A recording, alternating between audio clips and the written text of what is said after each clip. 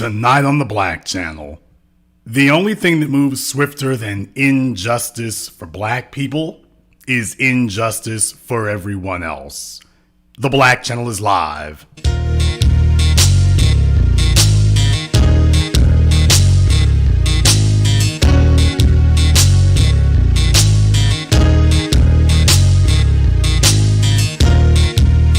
Unapologetic, unadulterated, and absolutely uncompromising.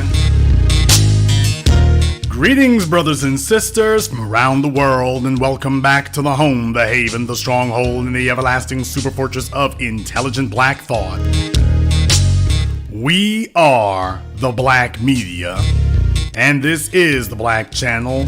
And I am your host, your brother, your humble servant, the voice of Black America, the Black Authority, broadcasting to you live from the only historically black college and university of higher education and learning in the entire cosmos. You are, of course, welcome to join us. And join us you shall, because on tonight's program here, it's a case that has gotten some attention.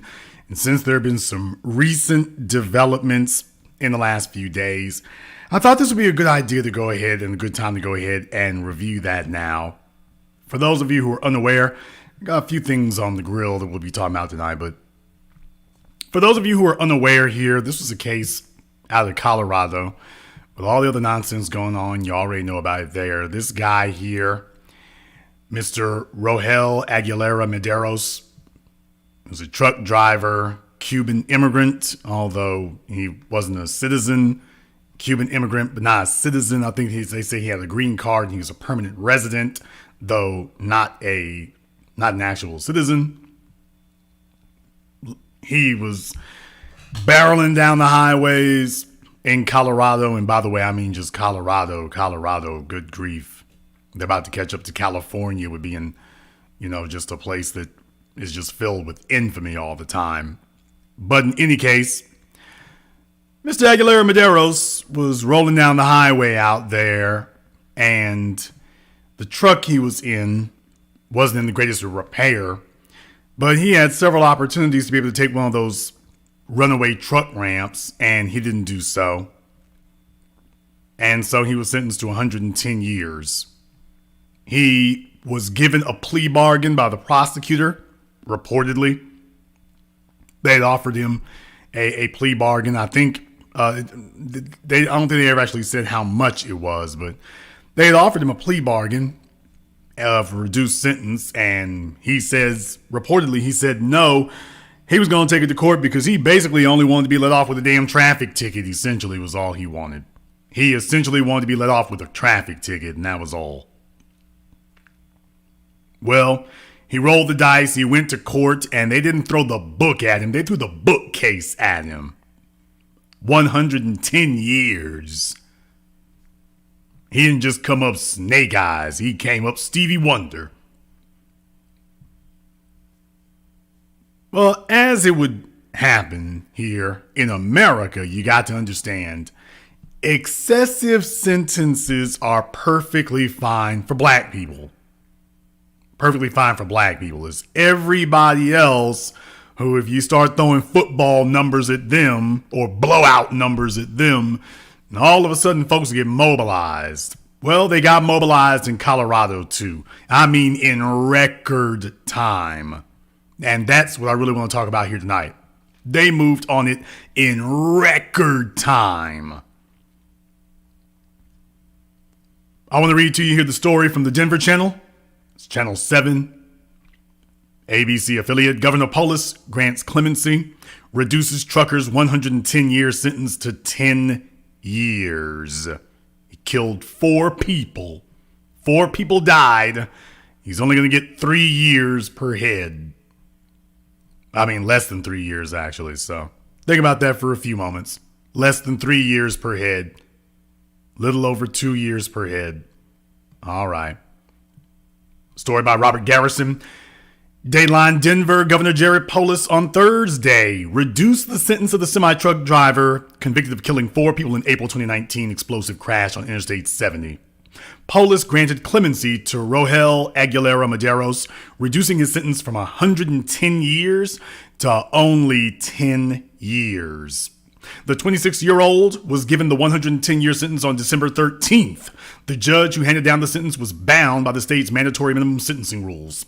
In a statement, Leonard Martinez, who is Aguilera Medeiros' attorney, said he was grateful for the governor's willingness to grant clemency in the case. So, basically, the Latinos are on deck. The judge's sentence of 110 years is unjust, and not in line with prior case law, and we are thankful that the governor agrees with us. First of all, it wasn't the judge who sentenced you. First of all, your client sentenced himself by not taking the deal. And second of all, the judge was following mandatory minimum sentencing guidelines, so don't know why the attorney would say something so erroneous, but all right.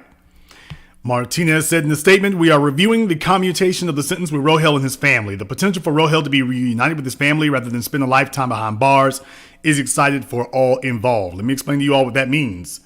The attorney and a bunch of other folk, they're actually saying that they don't want this man to even serve the 10 years. I want you all to understand that. You can go and Google this. There are folks who are sitting up here saying that the commutation of the clemency here is not enough. Not only should it have gone from 110 years to 10 years, you got folks sitting up here saying that he shouldn't serve any time at all. They're trying to figure out how to get him out of serving any prison time. Please understand what his attorney means when he says that about the prospect of reuniting him with his family. We are reviewing this commutation of the sentence with Rogel and his family. The potential for him to be reunited with his family rather than spend a lifetime behind bars is exciting, but what he really means is he actually doesn't want to spend any. Let's be very clear about that. The article goes on to say, First Judicial District Attorney Alexis King, whose office sought the original charges but then asked the judge to reconsider the sentence and modify it to 20 to 30 years, said in a statement that she was, quote, disappointed in the governor's decision to act prematurely. I join the surviving victims and families of those who lost their loved ones in their wish to have the trial judge determine an appropriate sentence in this case, as he heard the facts and evidence of the defendant's destructive conduct that led to the death, injury, and devastating destruction. We are meeting with the victims and their loved ones this evening to support them in navigating this unprecedented action and to ensure they are treated with fairness, dignity, and respect during this difficult time, she added. We look forward to sharing more information with our community that we were ethically prohibited from releasing while this case was pending. Aguilera Medeiros was convicted on October 15th on most of the 42 counts he faced. Let me read that sentence to you one more time. He was convicted on October 15th of most of the 42 counts he faced, including 4 counts of vehicular homicide, first-degree assault, attempted first-degree assault, reckless driving, and careless driving. Now, let me go ahead. I want to examine this. I want us to slow roll this because I want you all to take all the details here. And by the way, definitely make sure you share the program, and especially make sure you like the program, y'all. You know, YouTube wants to bury it and make it look like folk don't like the program here, and the haters like to keep the likes down. So everybody do your part here. Go ahead and make sure that you share the program, sure. But if you're watching it live right now, go ahead and hit the like button. Let's go ahead and get the like numbers where they need to be. Now, 42 counts, including vehicular homicide, got it, first-degree assault, all right, attempted first-degree assault, okay, either what are you saying, he didn't get through some of them, all right, fine, reckless driving and careless driving. I mean, they were able to convict him on redundant charges. Careless driving, reckless driving, attempted first-degree assault, first-degree assault. I mean, boy, they hit him with everything. So when these prosecutors tell you, or when the white supremacist media attempts to tell you that you can't get the police or these white supremacists, we can't charge them, we can't get these charges through. This is a case showing you right there that's a damn lie. They can run your ass through the court and they can get you convicted on just about anything. They can get you convicted on the same damn thing twice. They can get you convicted on redundant charges. They can get you convicted on any damn thing they want to do. They sure can. Don't believe anybody tell you that they can't do that. They can get you convicted on anything they want to. So when you hear them talk about how hard it is and how difficult it is, this fella here was getting convicted of the same damn thing 2 and 3 times over. So that's the first thing right there. The article goes on to say Miguel Angel Lamas Areño, they named the victims, 24 years old, Doyle Harrison, 61, Bill Bailey, 67, and Stanley Politano, 69, were killed in the crash. 2 others sustained serious bodily injuries. 28 vehicles, including 4 semi-trucks, were damaged or caught on fire in the wake of the fiery crash on April 25, 2019. Investigators estimated he was going at least 85 miles an hour just before the crash as he was driving a semi-truck carrying lumber on eastbound I-70 down from the mountains in Lakewood. During the trial, prosecutors argue that Aguilera Medeiros could have taken steps to prevent the deadly crash, including using a runaway truck ramp miles before the crash, and that he made, quote, a bunch of bad decisions instead. His defense attorneys claimed he did not know the truck's brakes were smoking or that he would not be able to stop his truck, though others testified at the trial that they had seen them smoking. The sentence given to Aguilera Medeiros drew outrage from around the country and among truck drivers, with around 5 million people signing an online petition seeking clemency for him. In granting clemency, Polis wrote in a letter that the 110-year sentence Aguilera Medeiros received was disproportionate to the crime. When's the last time you heard that sentence used in reference to a black person, by the way? A black person who refused to take the deal. A black person with 4 bodies under their belt. A black person talking about, I just shouldn't go to jail at all. Think about that for a few moments. The move comes days after a judge scheduled a hearing for next month to reconsider the sentence at the request of the district attorney, who had planned to ask that it be reduced to 20 to 30 years. The governor's office disclosed in a statement that a relative of Aguilera Medeiros works in the office, but, quote, this individual had absolutely no involvement in the commutation process and works in an unrelated capacity to this matter and was not aware of the governor's decision in advance, wrote Shelby Wyman, a spokesperson for Polis.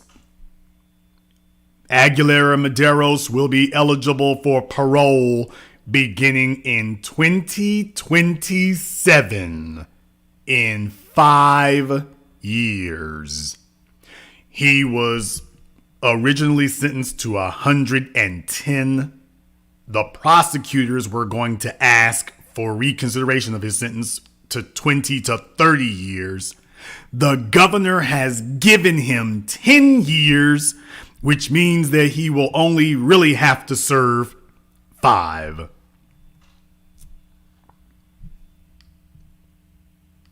Four dead bodies. A bunch of people injured. Carnage all over the place. And that's all right.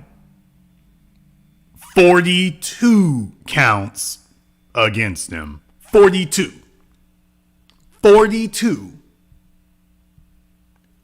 But that's all right also. And you sit here and you say to yourself, and by the way, and it only took them about 2 weeks to get the governor to step in. Now, I'm wondering, the kinfolk he had at the governor's office, I'm just wondering here. I'm just wondering. You know, is this a Governor Sanford situation? You got some kinfolk who might be able to dispense some special favors to a politician. You know, that's one of the things these guys like in that regard. So kind of makes you wonder. I got questions. I'm not casting any aspersions. I just have questions. I'd like to know a little bit more about his kinfolk at the governor's office. I'd like to know a little bit more. I'd like to know exactly what type of pull they got going on there. Only took them 2 weeks. He was sentenced and it only took 2 damn weeks. Got black people in Colorado rotting in prison for decades. Can't get their cases looked at. And they were able to, this guy is guilty. We got innocent black people who can't get their cases looked at. This guy is guilty as Chuck Manson. And it only took 2 weeks to get his whole damn sentence overturned.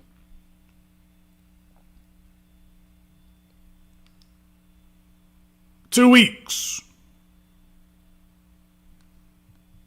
2 weeks. I want you to understand, you live, if you want to know what the problem with the system of white supremacy is, it is a system that is not just unfair, it is insane with its level of unfairness. It is insane with its level of injustice. Insane with it. This was the very definition of swift injustice. Not just swift justice, but swift injustice.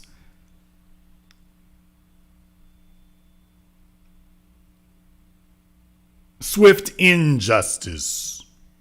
At a level and a magnitude you will never see associated with black people at all. With a bunch of staggering numbers just staring at you. And I couldn't help but notice that, yeah, it sounds incredibly familiar. It sounds incredibly familiar. White folk, black people can't open a damn hot dog stand without the damn state and the government coming down on you. You better dot every I and cross every T and do everything you can and try to hope the folks don't come after you and whatnot. These other folk are as flagrant as they can damn well be. Flaunt the law at every turn. Disregard the law at every turn. And then get support from the state at it. Support from the state. Support from the state. Black folk don't see anything even remotely close to something like this happening. Can you please tell me a black person who's accidentally killed 4 people and then was told, meh, essentially we're going to give you a traffic ticket. I want you to consider that for a moment here. 42 counts. 42. 42. Got black folk in prison, literally mistaken. No physical evidence against them whatsoever. Let me repeat again. No physical evidence. Got black folk in prison for decades with no physical evidence against them whatsoever. So if you want to know about, in the chat room there, the name of the trucking company was Castellanos, I think it is. I want to say that was the name of the company that he was working for.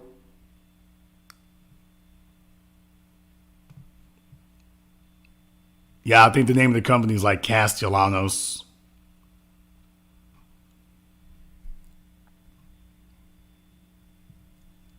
So when I was telling people about, what was going on in that regard, I want you to be aware of exactly what you're looking at there, because it can be very deceptive.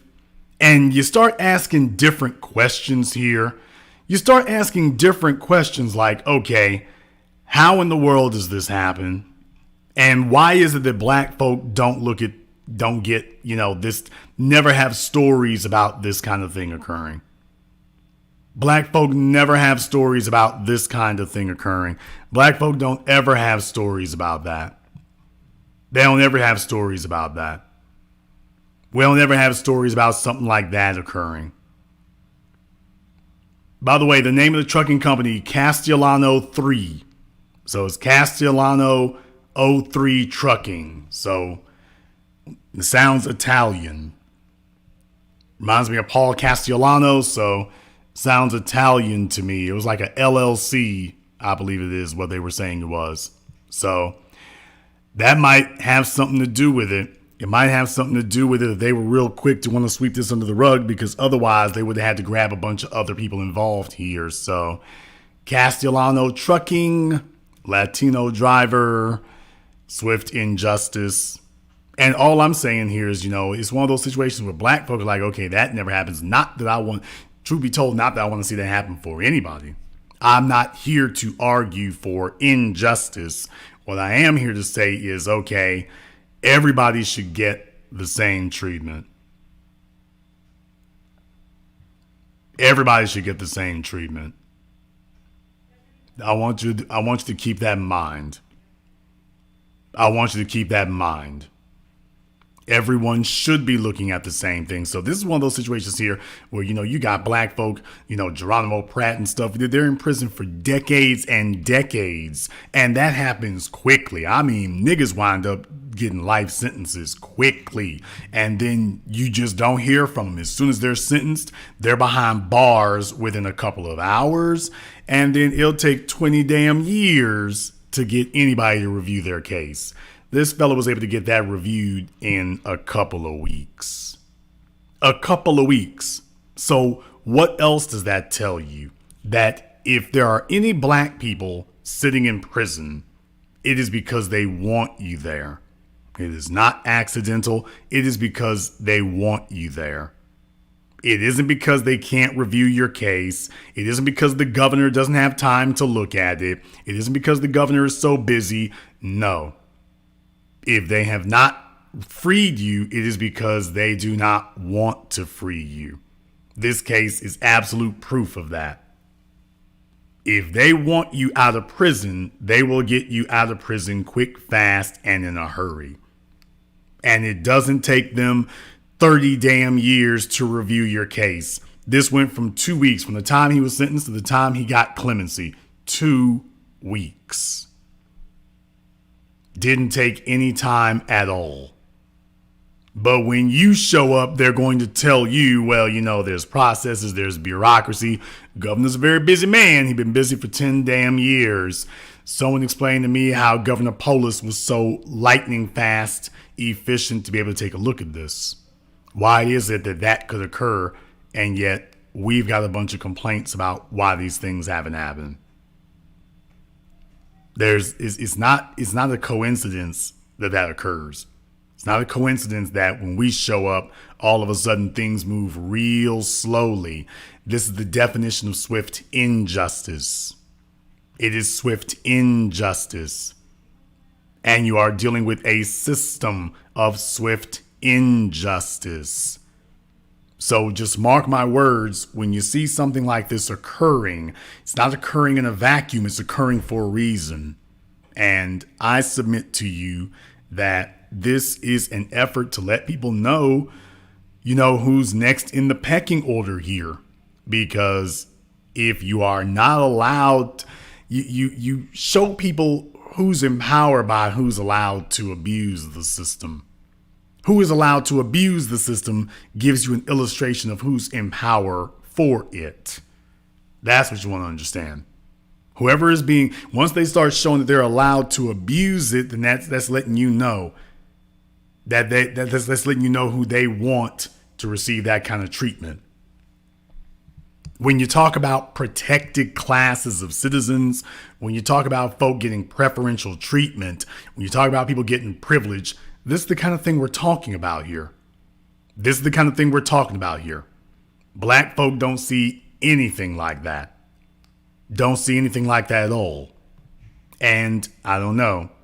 maybe that plays some part in, I can't say completely, but maybe it plays some part in another story that I've been following here. And that is here for CNN. They got a story that's up here. If you hadn't seen this, by the way, 34% of Americans say that gun violence, they say that violence against government is sometimes justified.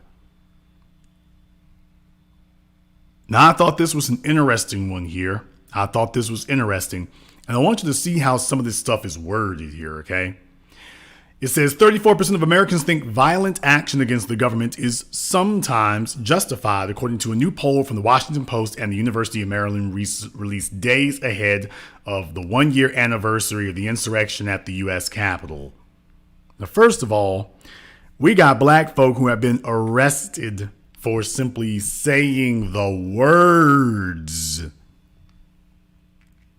that there should be violent action against government. We got black folk being arrested simply for saying those words. You don't have any freedom of speech. You don't get the Rittenhouse treatment. They are being arrested merely for saying the words. Merely for speaking the words. Not for making a specific threat against anyone. Merely for speaking those words. And that's enough.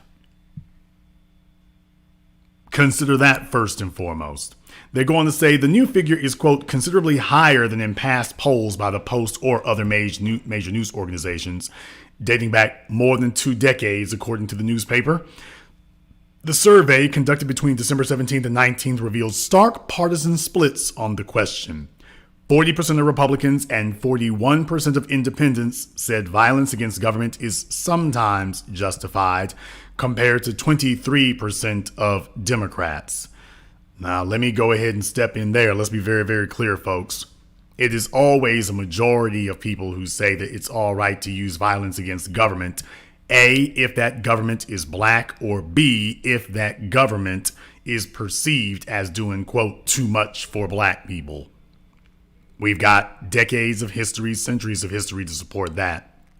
So everybody agrees on violence against the government. The majorities of all party political persuasions agree it's okay to use violence against the government if it's doing too much for black people or if it's a government composed of black people. So keep that in mind. Otherwise, what are you being violent about? Period. What are you being violent about? Without that, it doesn't work. They go on to say, in a separate CBS News YouGov poll released Sunday, 62% of Americans said they expect violence over losing in future presidential elections. 38% said they expect the losing side will concede peacefully. At least a quarter of Americans said, quote, force might be justified, depending on the situation, regarding issues like civil rights, gun policies, election results, and labor. Yeah, you saw that one coming there. At least a quarter of Americans said force might be justified, depending on the situation, regarding issues like civil rights. That's black people. That's not LGBT. That's not none of that nonsense. That's black people. Gun policies. That's white supremacists having the right to attack black people. Election results, if it doesn't turn out badly for black people. And labor, so displacing black people. So there you go. If you want to know exactly where it is and what fuels that, if you want to know where it is and what fuels that, why it is that's important to them, now you have some idea. They go on to say Thursday marks the 1-year anniversary of the January 6th attack, during which supporters of then President Donald Trump stormed the Capitol. Rioters attacked law enforcement officers and destroyed parts of the iconic building, with the violent event leading to the deaths of multiple people of the day, including several police officers who responded to the Capitol during the attack.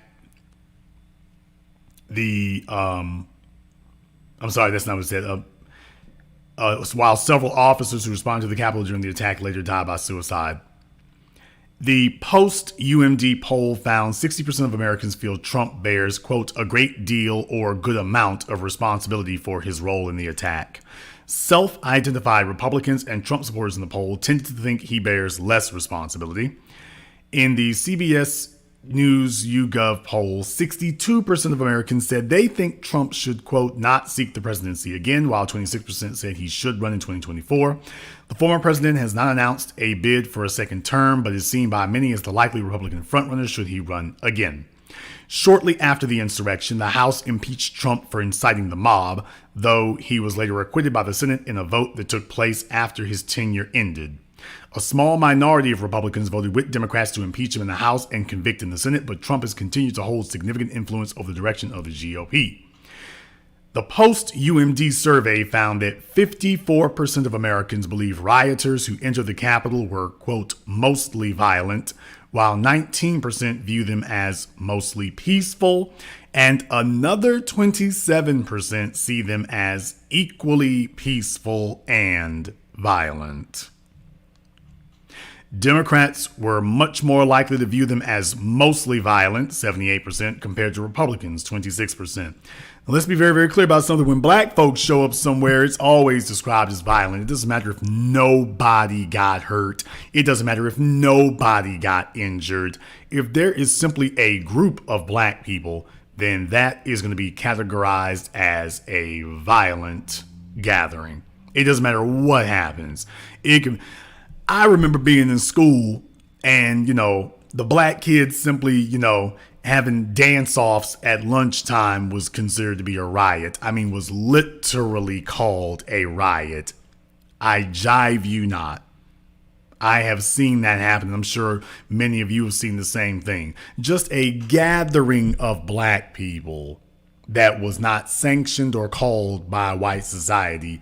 That alone is going to get consensus. Ooh, that was violent, even if nobody was harmed and nothing happened. Just you showing up. The Million Man March. If you all remember, the Million Man March was treated by the media as some rampaging invasion. Remember? The Million Man March was treated as an invasion. It was treated as an insurrection. Literally. That's what the media was treating that as. So I'm not exaggerating here. I'm not being hyperbolic. We've got precedent for this kind of thing. When black folks show up, oh, this is a riot. It doesn't matter what's occurring. It's a riot. Trust me, it was a riot first. Call it that. We'll get to anything else later.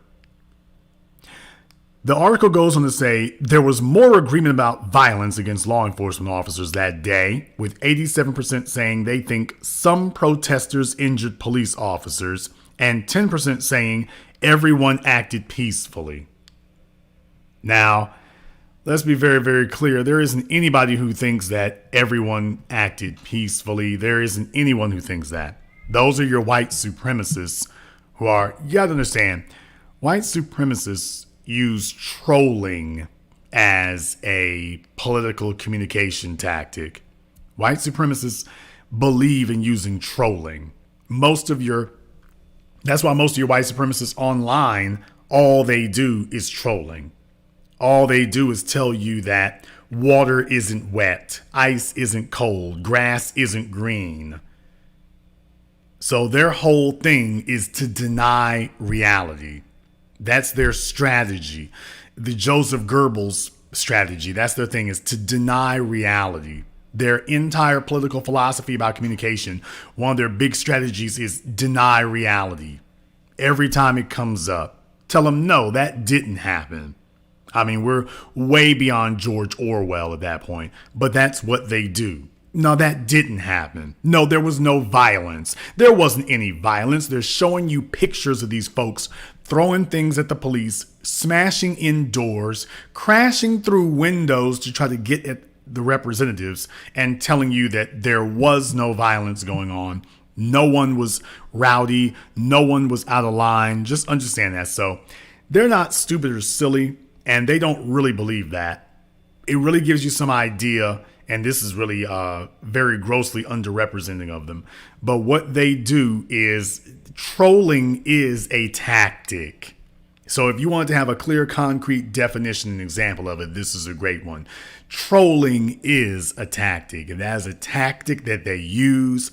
Denying reality is a tactic. Is a tactic that they use when they don't have anything to support their point. And beware of people when they start denying reality, speaking against reality.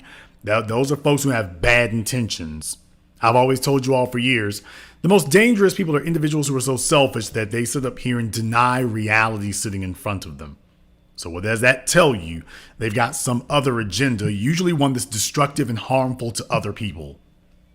But don't be deceived here. None of these people think that there was anything peace, that they were all peaceful, or that this was a peaceful event. None of them think that. Those are just your white supremacists, the hardcore ones, speaking up at that point and using the strategy of deny reality. If somebody says it happened, no, that didn't happen. No, it didn't. I'm white and I say so. Yeah, don't believe those cameras. Well, what's on your cameras doesn't matter. Don't believe what's on your cameras. Don't believe what's on the video. Don't believe what you saw. Don't believe what you heard. That doesn't matter. What we told you, nothing happened there. Nothing happened.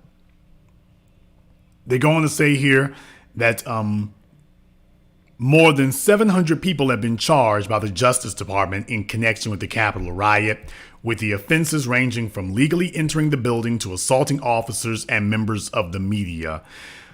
Folks, let me tell you something right here. I'm talking about swift injustice. You want to know the definition of swift injustice? When black people show up at something there, you get hit with a RICO charge or group mob charge. They hit everybody with the same damn thing. They would have all you Negroes lined up and treated as a conspiracy. They would be treated as a conspiratorial act, a conspiratorial organization. They wouldn't be sitting up here talking about this as if these were individuals and we got 700 folk on the docket. They would be charging you all as a group. They would give them a name. They would give them some type of name, and then they would charge them all as a criminal organization. They would charge them all as a single entity is what they would do. Hell, not just that. They would charge them with murder. They would actually charge all of them with murder. Let's be very, very clear. They would charge them all with murder. You see, understand something. If this was a bunch of black folk who stormed the Capitol and police officers were killed as a result. If this was a situation where black folk stormed the Capitol, the Nation of Islam stormed the Capitol, Black Twitter stormed the Capitol, and then police officers died, or one of them was killed attempting to breach the doors of the House of Representatives, that's not what they would have done. They wouldn't have sat up here and charged them as 700 people. They would have gathered them all together, charged them as individuals, and then charged you with murder, not only for the police officers who were killed, but also for any of your buddies who were killed. Because, of course, as you all know, if you die if you're with a group of people and anybody dies during the commission of that crime, even if you had nothing to do physically with them being killed, you're held liable, because the legal argument is, well, they wouldn't have been in the situation to get killed in the first place if you hadn't been committing the principal offense. So that Ashley Babbitt, they would be charging everybody who was with her with a crime. They'd be charging them. Remember? You're supposed to be charging all of them with murder. They do that to black folk every day. We're discussing swift injustice here tonight. They would be charging you all. They do it to black folk every day. They'd be charging everybody with it. But that's not what you see happening here. They're sitting up here and having this big, long, elaborate thing, and it's 700 people. And that's another thing. It wouldn't take no damn year to get anything either. A bunch of black folk wouldn't be sitting on the docket for a year. It wouldn't be a year later and black folk are still sitting on the docket waiting to go. It wouldn't be a year later and there's still 700 people. They would have had all of them sentenced by now. You wouldn't have 700 black people sitting in court with folks sitting up here, shuffling their feet. That wouldn't be happening. Not 700 of them. Don't believe me? Ask Bobby Shmurda. There wouldn't be 700 black folk doing that. It wouldn't be happening. When you're black, they can have your ass go from indicted to in prison within 6 months. From indicted to in prison. Quick, fast, and in a hurry. You ain't got time to hear the damn gavel hit the bench. You don't have time to hear the gavel hit the judge's desk before you realize what the hell happened. So recognize how that works there. This is a parallel reality for everyone else. This is in no way congruent with black people's experience. None. I'm showing you from the local level in Denver to the federal level of America. This is totally not what we see at all. Not what we see at all. Could you imagine how much easier it would be to be a black attorney in America if this was the way the system operated when black people got arrested for something? Could you imagine how much easier that would be? They go on to say the post-UMD poll was conducted among 1,101 adults online and by phone. The overall results have a margin of sampling error of plus or minus 4 percentage points. The CBS YouGov poll was conducted from December 22nd to December 30th among 2,063 adults. The overall results have a margin of sampling error of plus or minus 2.6 percentage points. So that is what you have there. And just understand that in America, you're dealing with a system of swift injustice. Not a system of justice, but swift injustice. And I want you to see all the huge differences that we run into and encounter here. I want you to see how that works, because as black people, we tend to get tied up on quaint little concepts like quote unquote fairness. Every time we turn around, Negroes are talking about fairness. You're dealing with a system here that absolutely has unfairness ingrained in it. How many of y'all have had somebody in jail, or you went to jail yourself and whatnot, and you couldn't even get the damn folk at the courthouse to answer the phone? You couldn't get them to answer the phone. You couldn't even get them to answer the phone. I want you to understand that. And this guy wasn't able to, this fella here in Colorado wasn't just able to get them to answer the phone. He was able to get them to bust him on up out of there with bodies. Hell, I say with bodies. That assumes, of course, that there weren't bodies reduced to ashes. That assumes, of course, there wasn't bodies just reduced to ashes. So, assuming that they weren't reduced to ashes, think about that for a few moments. But that was all right. That wasn't held against them. We can do that. You can go ahead and do that right there. So, all right. Now, don't expect this one to carry over for black folk. Don't expect that one. Don't expect that one. I have absolutely no confidence whatsoever if the driver was black that you'd have a bunch of white folk out there saying, oh, spare him, spare the poor boy alive. I have no confidence whatsoever that would be occurring. None whatsoever. I don't think that would be happening at all. I don't think any of us would expect that to be happening. But going into the 21st century, I want you all to be aware here. Going into a new year, I want you all to be aware of exactly what you're dealing with. This is a system of swift injustice. And looking forward, you're going to need to figure out how to balance the scales on your behalf. We're going to take a very brief commercial, non-commercial break. Before we do, I want to thank everyone who has contributed to support tonight's program. We appreciate having your support here. Ryan, Richard, thank you very much for your support. And Andrew, and thank you to everyone who's contributed to support tonight's program on PayPal or CashApp. We're going to take a very brief commercial, non-commercial break.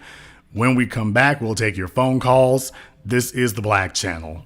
If you're tired of being censored on social media, join 60s.net. It's black owned, black operated, and black moderated. And we make sure it stays a safe space for us to talk about all things black culture.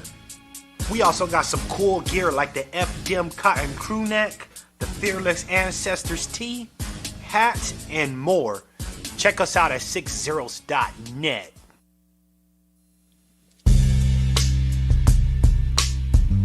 Hey girl, why are you so sad?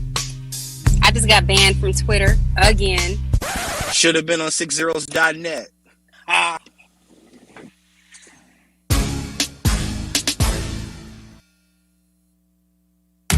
The white supremacists use division as a weapon, dividing our families, our wealth, rewarding traitors, murdering heroes. Yet we survived. We fought for our reparations. Now it's our turn to divide and administer God's power. I am Agent Nuria Sellers, a foundational Black American. I promise that nothing will come between us. Buy the sci-fi novel, Nothing Will Come Between Us. Available January 22nd. Pre-order online today at Amazon and Google Play. Spirit of1811publishing.com. Our story, our family. Hi, this is Brenda Starr, creator of Poetry with a Purpose and author of the book Pressed But Not Crushed.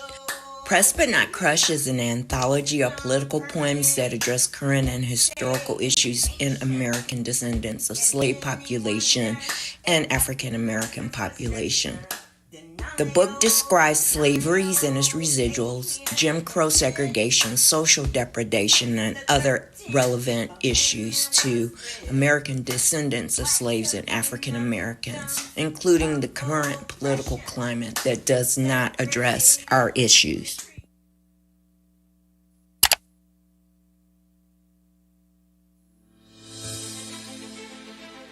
The future of legal betting is finally here. Place a bet using CashApp with Bitcoin right over the phone. Unlike with traditional gambling sites, every bet you place with us, you're guaranteed a 50% probability of winning. All of our bets are one-on-one against a real person and never the house. We offer some of the most unique bets in the industry. Bets like, will LeBron James win his 5th NBA title? Will Joe Biden be elected for a second term? Will Tesla be worth $1 trillion by the end of 2022? You can even bet on if it will rain tomorrow. You can literally bet on any future event. Text the phrase I bet to the number on the screen, and I'll reply with a list of all our available bets. This is the Black Channel. I am your host, your brother, your humble servant, the Black Authority. Very glad to be with you all here this evening. We're going to go ahead and open up the telephone lines for you here. The number is 646-787-1933. That's 646-787-1933. Your personal access code to the Black media. And by the way, I want to open up the telephone lines here because I want to ask you here, because sometimes it seems lately, certainly I've had one or two individuals or misguided souls here. And you can tell me, by the way, if you think this has anything to do with Black people. I'm curious. Whole lot going on in that Colorado area right now. That Denver and Colorado area is just really crazy right now. But I want to ask you, do you think this has anything to do with Black people? Do you think that this is related to Black people, or do you think that this is unrelated to Black people? I'd be curious to find out exactly where some of you come down on that. So go ahead and give us a phone call about that. We're going to keep the phone lines open here for a few minutes. Let me get... You can go ahead and give us a call at 646-787-1933. That's 646-787-1933. We're discussing the system of swift injustice, and I'm curious to see where you come down on that. So definitely go ahead and let us know exactly what you think about that. Go ahead and let us know what you think about that. We're going to go ahead and open up the phone lines here now. We're going to take a few phone calls. So let me get caller from area code 773. You're on live with the Black Channel. What's your name? Where you calling from? It's Taryn Allen from Chicago. Okay, Taryn from Chicago. What's on your mind? Oh yeah, you're absolutely correct, Jason. If it was a brother such as myself would hit some white girls, I'd be thrown under the jail without no bail. Very interesting in that regard there. Let me find out here. Do you think this has anything, do you think this is related to Black people, or do you think this is unrelated? And by that, sometimes you have folks say, well, if it's a story that doesn't have any Black people involved, then it doesn't have anything to do with us. Do you feel that's the case here? Do you feel that this is tangent, that this is something that is relevant to us? Yeah, I think so. Yeah, absolutely. Why? Yeah, absolutely. That jerk that called in last night, he was a butthole. You don't know what the hell he was coming from. Well, definitely, I think it is relative to us because when you go into court and everything, your tax dollars pay for it, your citizenship pays for it, and if everybody isn't eligible for the same treatment, then there's no reason for us to participate in it to begin with. Thank you very much for giving us a call here tonight. Let me get a caller from area code 415. You're on live with the Black Channel. What's your name? Where you calling from? This is Don from San Francisco. Don from San Francisco. What's on your mind? I just want to say one thing. Happy New Year to you. I want to see how justice is going to be meted out with this case that just happened with this crazy looking deranged PC individual that ran over intentionally 6 black children. And the charges that they made against him, I didn't hear no vehicular manslaughter, none of that. Man, all the charges you read off, I didn't hear none of that. No, he was essentially charged. He was essentially just charged with basically driving in the wrong direction is essentially what he was charged with. I'm sorry, leaving the scene of an accident. That was what he was essentially charged with. He was essentially charged with several counts of leaving the scene of an accident. Yep, that's exactly it. So I know you're going to be all on that, man. I'm looking forward to it. Well, I'll keep an eye on that, but I definitely think at this point right now, just what he's been charged with, that's an outrage to begin with. Thank you very much for giving us a call here tonight. Black folk have to be reminded about what's going on in places like Florida and whatnot. You can't sit up here and afford to be ignorant about where you're at. Let me get a caller from area code 808. You're on live with the Black Channel. What's your name? Where are you calling from? Hey, this is Lee. Are you talking with me? This is Lee from Honolulu. Lee from Honolulu. What's on your mind? Awesome. There's not just this case. There's this white woman in California 2 years ago, September 2020, ran over 2 kids. She's racing in her car against a baseball player, a friend of hers, I guess. In her Mercedes, jumps on the sidewalk, kills 2 kids, 1 8, 1 11. She did her preliminary arraignment, pled not guilty, and has missed like 5 hearings since. Just her and her lawyer, for whatever reason, they can't be bothered to show up to court. Her latest tactic was, well, my lawyer's sick, so they're giving it to like January or February for her to find a new lawyer. Well, I'm pretty sure if it was me, they'd have just appointed me a public defender, and that would have been that. But yeah, it's on parade right now. They get 0 F's about just hiding this. This is out in the open.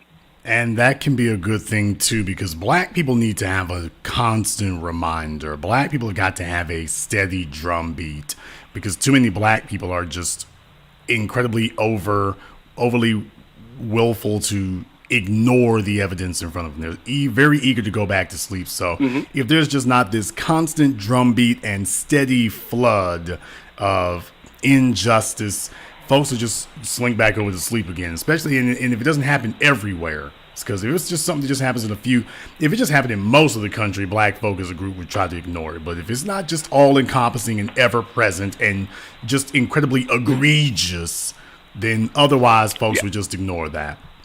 Thank you very much for giving us a call. Let me get a call from area code 323. You're on live with the Black Channel. What's your name? Where are you calling from? Hey, peace, Brother Jason. This is Brother Elijah calling out of Forest Hills, New York. Elijah out of New York, what's on your mind? Brother, let me ask you a quick question. Do you think partial, or at least part of this injustice that we see is with these, especially with these other ethnic groups? The reason we see that is because these other ethnic groups have a code, and most of Black Americans don't. Well, not just having a code. I mean, as you can see, he got one of his people literally sitting in the governor's office. Yes. Okay. Well, thank you very much for giving us a call tonight. Brother Elijah sounds like he's rubbing on himself over there, so I don't want to get him all worked up. So thank you very much for giving us a call tonight. Let me get a call from area code 469. You're on live with the Black Channel. What's your name? Where are you calling from? This is Thomas calling from Dallas. Thomas from Dallas, what's on your mind? But Jason, what we're working with and what a lot of black people don't realize, there's a new law called "Nigga Don't Even Try This," because we can't get away with anything. If you're black, you better not even run yourself over. They'll convict you for it.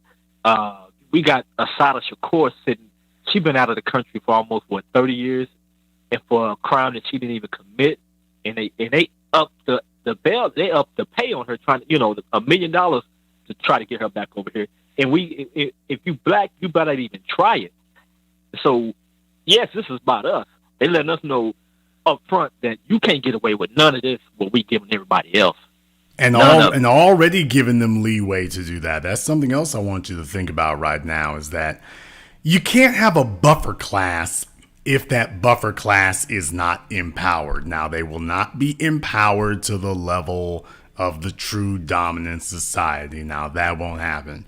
But they can't ride roughshod and they can't work to regulate black people if you don't give them some extraordinary powers. You're going to have to give them some additional powers. So yes, if you're going to have a buffer class, that buffer class is going to have some powers of some kind. They're going to have something. Case in point, remember George Zimmerman thumbing his nose at the law and everything else. He can beat up his girlfriends and stuff with impunity. And so you have to be given some powers. You got to be given some abilities. You can't just be put out there and be as equally helpless as the black folk. Otherwise, you're going to get yourself done up real fast. So you're absolutely right. You're going to have to give them something in that regard that they can actually use. Otherwise, they're going to be completely powerless. Thank you very much for giving us a call. Let me get caller from area code 315. You're on live with the Black Channel. What's your name? Where are you calling from? Jerome, Syracuse. Okay, Jerome, I don't know if you're in the bathroom or not. You need to come out. Jerome of Syracuse. Okay, yeah, and, you're repeating yourself, Jason, Jerome. The only reason any black person is going to say that they don't see any correlation or any relevant thread between us and how we're treated and something like this that happens, somebody getting off like this, is cowardice. It's just plain cowardice, period.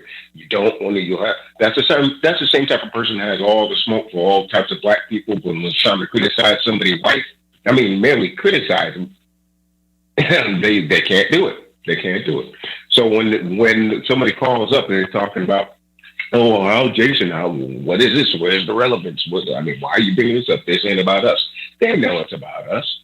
They know the tie that we are the ones who are crapped on, and the benefits are given to other people in society. And a black person that calls in and tells you, hey, Jason, you're wrong. There's no correlation. They're just showing their cowardice. They know it. They'd have to be absolutely retarded not to see it. Well, they're always looking for a way to. What they're basically saying is there is no problem. That's essentially what it's about. They're trying to comfort themselves is what they're trying to do. They're trying to comfort themselves when they can see that they're at a horrendous disadvantage to everybody else, and everything you take a look around here very clearly is showing that folks are either out to get you or they are aligning themselves and amassing themselves to be in an advantageous position over you. You very clearly can see the disproportionate treatment versus yourself. People are either going to acknowledge that, and then once you acknowledge it, the problem with acknowledging a problem is that you then have to make a decision to take action against it. You can't acknowledge that something is a problem and then keep walking. So even tangentially, once you have acknowledged that there is a problem, then it's incumbent upon you to do something about your problem. That's what it is. Now, if you're a person who's made up your mind that you're not going to do anything about it, well, that's going to be an even bigger issue. If you just made up your mind, I'm not doing nothing. I don't give a damn what's going on.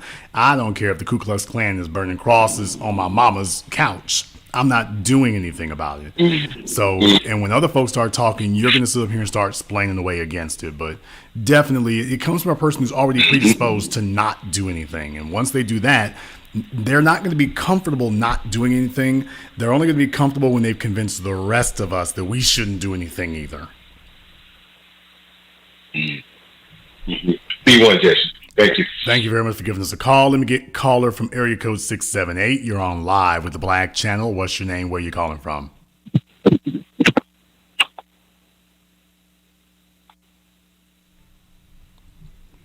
Okay, caller from area code 678 has been abducted live on air. If anyone can find him or his kinfolk, go ahead and let them know where he is at there. Well, I want to go ahead and wrap things up before we start having craziness happen on the phones here. I have a feeling that we're kind of heading in that direction, so I'm going to go ahead and wrap things up here tonight. But I want my brothers and sisters from around the world to keep an eye on this. I didn't bring this up to you for nothing. You're witnessing a system of swift injustice. You're witnessing a system where there is an outrageous discrepancy between what everyone else is getting and seeing versus what we are. These things don't happen by accident. Let me tell you. You need to watch everything that happens in American society, everything that happens on the world, but especially American society, because nothing happens by accident. And how many times we have to tell you everything that happens is related to black people. Not some of it, not most of it. Everything that happens is related to black people. We don't have the luxury of ignoring it. Everything that happens is related to us in some way. If you are new here to the Black Channel, welcome to the Haven of Intelligent Black Thought. We do this every weekend, over 131,000 subscribers and rising. We are not a little thing. Click that red subscribe button, click that yellow notification bell. Join us here every weekend. And if you haven't been to our website, blackchannelfilms.com, you want to go there and check out our groundbreaking, best-selling documentary work, 7 a.m., Gentrified, Race War, all available on DVD, on streaming, and on Amazon. Go to blackchannelfilms.com. That is blackchannelfilms.com. I want to thank everyone who has contributed to support tonight's program on PayPal or Cash App. You're very much appreciated here. We're going to go ahead and start off the new year right for you, and this concludes tonight's broadcast of the Black Channel. I am your host, your brother, your humble servant, the Black Authority, and until next time, my brothers and my sisters from around the world, remember, black is the future, and the future is uncompromising.